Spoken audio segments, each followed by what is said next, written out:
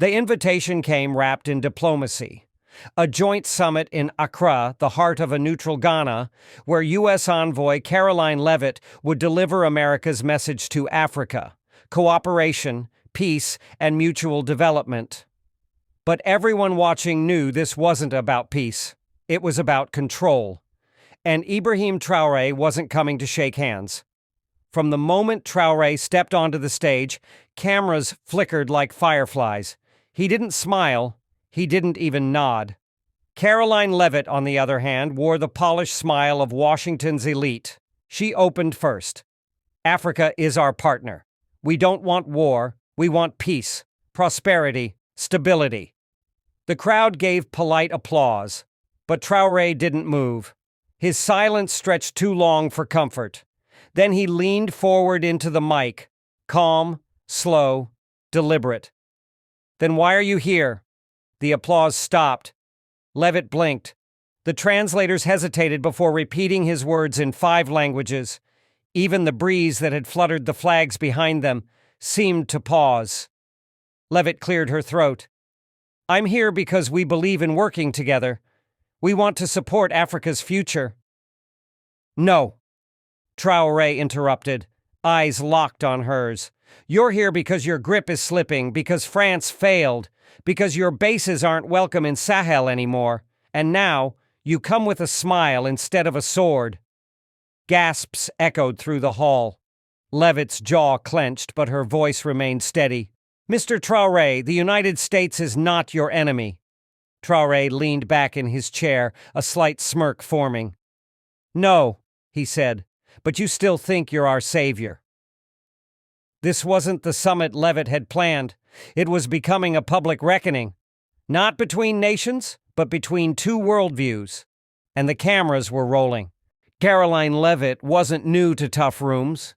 She'd sparred with governors, handled press ambushes, and testified before hostile congressional panels. But none of that prepared her for İbrahim Traoré, or the way his words sliced through protocol like a blade.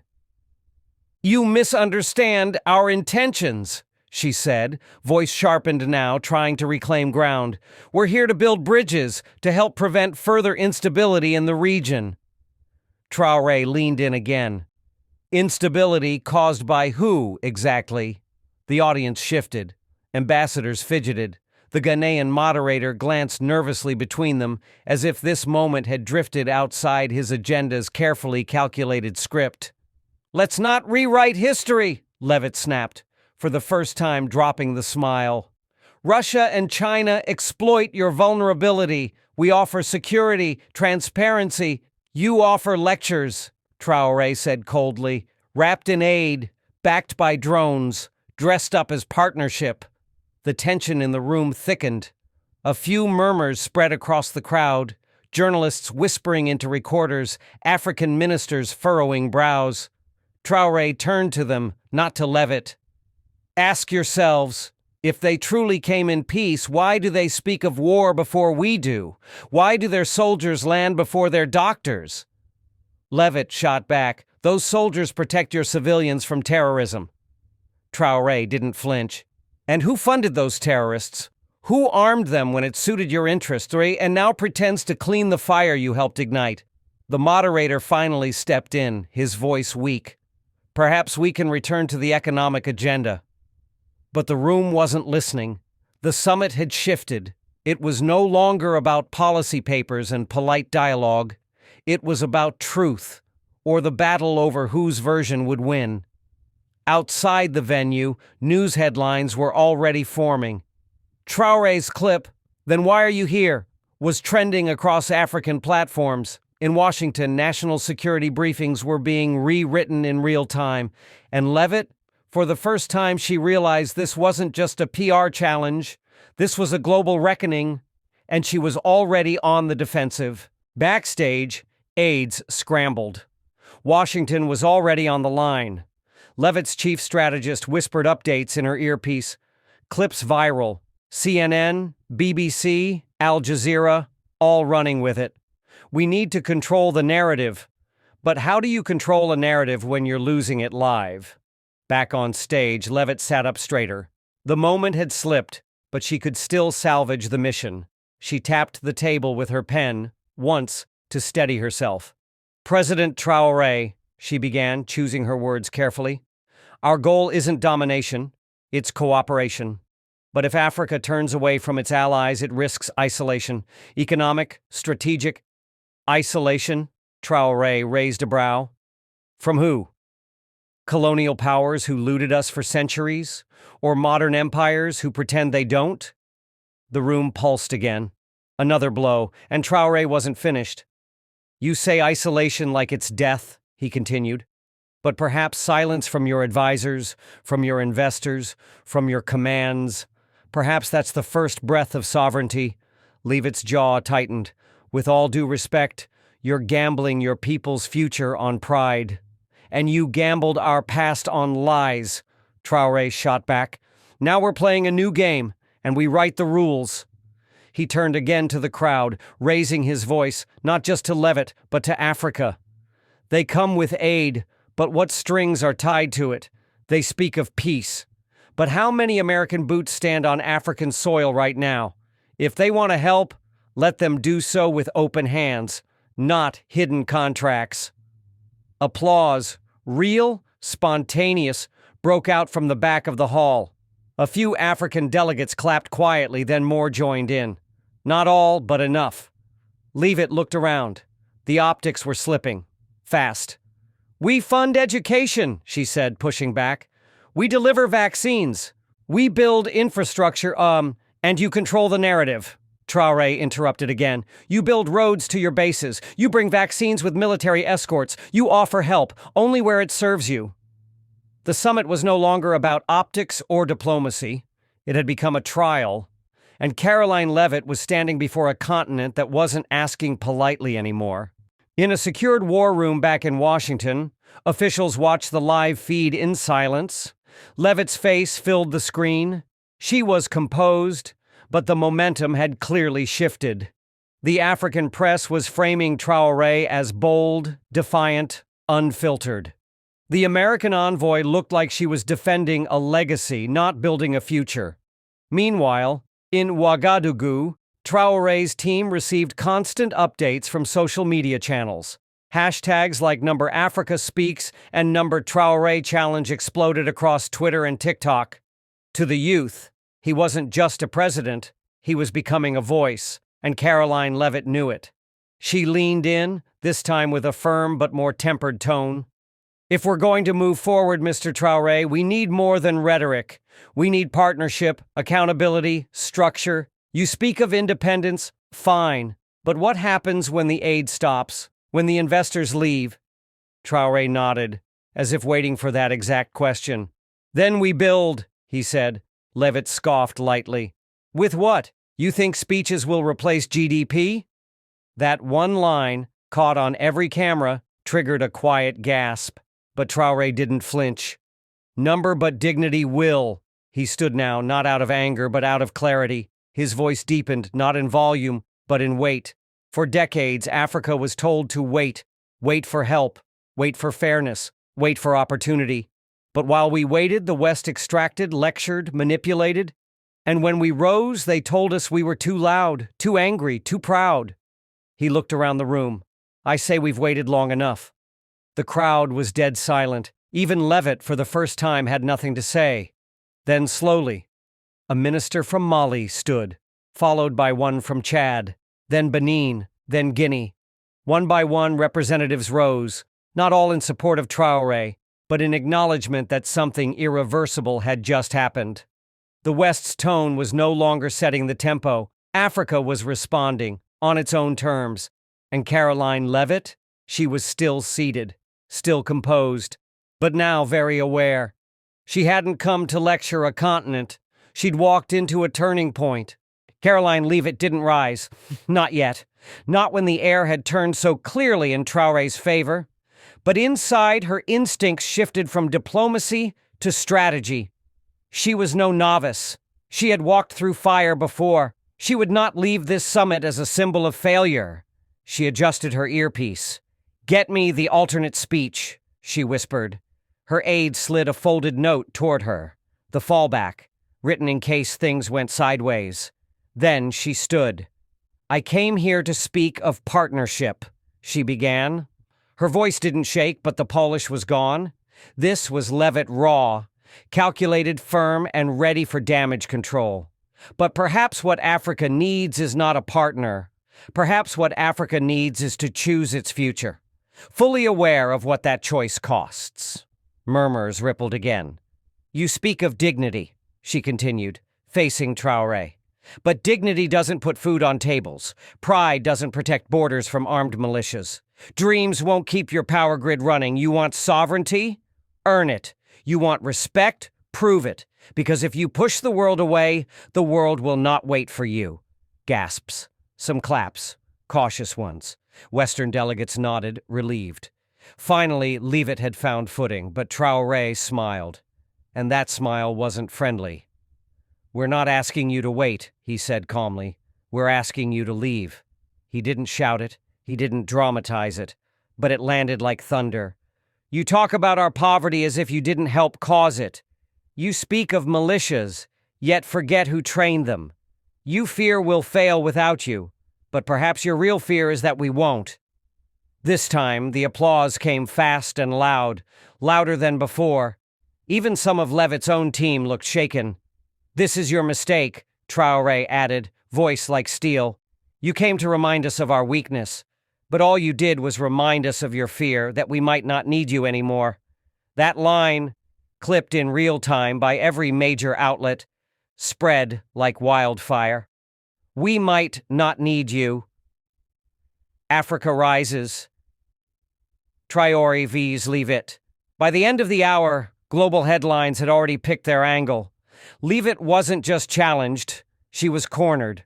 And for the first time in her diplomatic career, she couldn't tell if the next step would be negotiation or retreat. The sound of applause still echoed through the summit hall as Leavitt stood frozen, lips pressed, eyes narrowed just slightly. She had expected resistance, calculated debate, rehearsed nationalism. What she hadn't expected was something far more dangerous. Sincerity. Ibrahim Traoré wasn't playing to the cameras. He wasn't campaigning. He believed every word, and that made him unpredictable and powerful. As the crowd settled, Leavitt stepped forward again, determined not to let silence define her. "You say we should leave," she said, her voice leveled with precision. "But what happens when Russia replaces us? When China dictates your trade routes? When your so-called freedom becomes dependency under another flag?" Traoré didn't flinch. "Then let the world see us fail or rise on our own terms, because dependency is still dependency, no matter the flag." "But what of your people?" she asked, now with controlled intensity. "Do they want isolation? Do they want to be cut off from Western education, medicine, technology?" "You mean your version of them?" Traoré shot back. "The version that comes after conditions, after lectures, after signatures on contracts we didn't write?" He turned again to the room, his voice growing sharper. "Let me ask Africa directly. If every dollar came with a chain, would you still call it aid?" No one answered, not because they disagreed, but because the answer was already hanging in the air. Leavitt's composure cracked just slightly. "So your answer is to burn the bridge?" "No," Traoré said, eyes steady. "My answer is to build our own. One that doesn't lead us back to the same master every time we cross it." This time there was no applause, not because it wasn't powerful, but because it was sobering. Even some Western journalists stopped typing. The weight of his words had pierced more than pride. It had pierced the illusion of permanence. The West was no longer guaranteed. Its dominance was no longer assumed. And Karoline Leavitt, once the one holding the microphone of the world, was now sharing the stage with a man who had stolen not just the moment, but the momentum. Back in Washington, the White House Situation Room fell into an uneasy stillness. Advisors spoke in hushed tones. One aide leaned toward the president's chief of staff. "Sir, she's losing the room." They weren't just watching a summit. They were watching the erosion of Western leverage happen live. Across Africa, televisions in villages, cafes, and government offices broadcast the showdown in real time. In Nigeria, students chanted Traoré's words outside foreign embassies. In Kenya, politicians began rethinking which trade delegations to receive next month. The old script, where Western presence meant automatic respect, was unraveling. Karoline Leavitt now felt it too. "I'm not here to insult your sovereignty," she said, slower, more deliberate. "But you must understand. Without international support, your economies may collapse. Your hospitals could run dry. Your military guy—" "Our military?" Traoré cut in, stepping forward now. "Let me speak plainly, Ms. Leavitt. When France was expelled, you said terrorism would flood our streets. It didn't. When your bases closed, you said we'd be overrun. We weren't." He scanned the room. A deliberate pause. "You're not afraid we'll collapse without you. You're afraid we won't." The words stung, because they were true, and they echoed in every capital watching. Leavitt gripped the edge of the podium. "Then tell me, Mr. Traoré, what exactly do you want?" He walked to the center of the stage now. No script, no papers, no earpiece. "I want you to stop pretending you're here for us. I want you to stop calling it peace when it's pressure. I want you to stop offering freedom with a leash." Then he added, his voice lower, heavier, "And I want our children to grow up knowing that when America said, 'We come in peace,' Africa had the courage to say, 'We're already free.'" That final line was a blowtorch through diplomacy. It didn't just win the room. It carved a message into the continent's memory. Even Leavitt knew it, because at that moment, Karoline Leavitt stopped being the center of attention and started becoming a symbol of the past. The summit didn't adjourn, it unraveled. After Traoré's final words, no one moved for several seconds. Ministers shifted uncomfortably in their seats, aides whispered, and international journalists tapped furiously on keyboards. It was clear that something irreversible had happened. Africa wasn't just responding anymore, it was rejecting. Karoline Leavitt stood still, eyes fixed forward. The plan had been to reaffirm American partnerships, reinforce democratic ties, and discourage growing African alliances with China, Russia, and Turkey. But what she faced now was not geopolitical drift. It was an uprising of confidence. Reporters swarmed the stage as soon as the moderator signaled a break. But Leavitt walked off without a word. Behind the curtain, her staff was already fielding calls from Capitol Hill, from State Department analysts, from furious donors. Traoré, by contrast, stayed behind. He shook hands with Ghanaian officials, exchanged nods with youth leaders, and posed for photos with a single raised fist, silent but thunderous. That image was everywhere within the hour. In the streets of Dakar, murals began appearing overnight with stenciled text, "We're already free." In Mali, students projected the summit clip on the side of a university building, cheering at every Traoré rebuttal. Even in France, headlines read, "America's message falls flat in Africa." At a press conference the next morning, a Western reporter asked Leavitt directly, "Do you believe President Traoré represents a new challenge to U.S. interests in Africa?" She paused, measured, but her answer was telling. "He represents a different conversation," she said, "one we can't afford to ignore." That statement alone sparked another storm. Pundits called it a soft admission of defeat, African media called it long overdue, and across the continent, where decades of silence had been packaged as cooperation, a question echoed louder than ever. What if we don't need them anymore? And what if the world is finally listening? 3 days after the summit, the African Union met for an emergency closed-door session. Not because of any security threat, but because of the public pressure. From Bamako to Addis Ababa, local governments were being flooded with one demand: stand like Traoré. Some leaders hesitated. Some had too much at stake: U.S. aid, IMF deals, European investments. But others saw an opportunity to ride the wave Traoré had unleashed. For the first time in a generation, young Africans didn't want to emigrate. They wanted to rebuild at home, with dignity, and without dependence. Meanwhile, in Washington, Karoline Leavitt was summoned to the White House Situation Room. She entered with her notes, but the president didn't even ask for a report. Just one question. Did we lose Africa? Leavitt answered carefully. No, sir. But we may no longer own the microphone. Across the table, intelligence officials debated next steps. Increase soft power, offer new trade deals, or reassert military presence. But each suggestion now came with a caveat. Traoré changed the tone. Because Traoré hadn't just criticized policy, he had reshaped perception. He'd said out loud what many leaders only whispered, that foreign aid without respect was a leash, that lectures about peace from nations that profited off war meant nothing, that dignity was worth more than dollars. In Burkina Faso, Traoré held a national address from the presidential palace. He didn't mention Leavitt by name. He didn't need to. Our future is not something to be negotiated in foreign hotels. Our strength will not be measured by how well we mimic others. Africa will rise, not because they allow it, but because we choose it. The speech was broadcast in 17 languages. No studio effects, no drama, just clarity.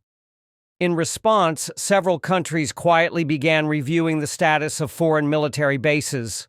A few froze Western contracts pending renegotiation. Others requested alternative trade terms on their terms. And for the first time, African students in Western universities began organizing digital forums not about how to go back and help, but how to stay and lead. What Traoré sparked was no longer just a speech. It was becoming a doctrine. Weeks after the summit, a reporter from a European outlet managed to secure a brief interview with İbrahim Traoré inside the presidential compound. The journalist opened with the question everyone had been too careful to ask directly. Mr. President, do you believe Africa and the West are at war? Traoré didn't blink. No, he said. Not in the way you think. We're not fighting tanks or drones. We're fighting assumptions. He leaned forward, calm but unyielding. You assume we are weak unless we are funded, that we are lost unless we are guided, that we are dangerous unless we are controlled. He paused. And the real threat to that worldview is when we prove otherwise. That interview aired globally. It triggered furious responses from Western pundits and glowing support across African platforms. Commentators in Paris called him reckless. Think tanks in Washington called him a destabilizer. But across Africa, he was being called something far more dangerous to the old world order: independent. Karoline Leavitt, back in Washington, was summoned to a private Senate hearing. No cameras, no statements. Just questions, sharp, pointed, and increasingly anxious. What went wrong? She answered plainly. We didn't lose control. We lost the illusion that we had it. For months, no official apology was issued. No sanctions. No military action. But something more subtle happened. Respect was recalibrated. Western embassies began changing their tone. Their language softened. Delegations came not to dictate, but to discuss. And in African capitals, the word consultation finally meant what it always should have: mutual consent. Traoré, in his second national address since the summit, closed with a message not just to Burkina Faso, but to the entire continent. They came to teach us peace, but we showed them power, the quiet kind. The kind that doesn't bow, the kind that doesn't beg, and now the world must speak to us differently, or not at all. No fireworks, no fanfare, just a new reality, born not from war, but from words. And in the halls of power, and from Brussels to Beijing, from Washington to Lagos, a single name now carried the weight of a continent ready to stand: Traoré. In a world shaped by power, perception, and protocol, one moment can tilt the balance, not with armies, but with words. Karoline Leavitt came to offer peace. İbrahim Traoré came to question its price. What unfolded wasn't just a diplomatic exchange. It was a shift in the global narrative. A rising voice from Africa stood before a Western envoy and asked the question no one dared. If you don't want war, then why are you still here? That question echoed far beyond the summit. It sparked headlines, ignited movements, and challenged the assumptions of a global order built on silence and obedience. This wasn't about rejecting the West. It was about reclaiming the right to choose, without fear, without permission. Because sometimes the most powerful form of resistance is simply saying, no more.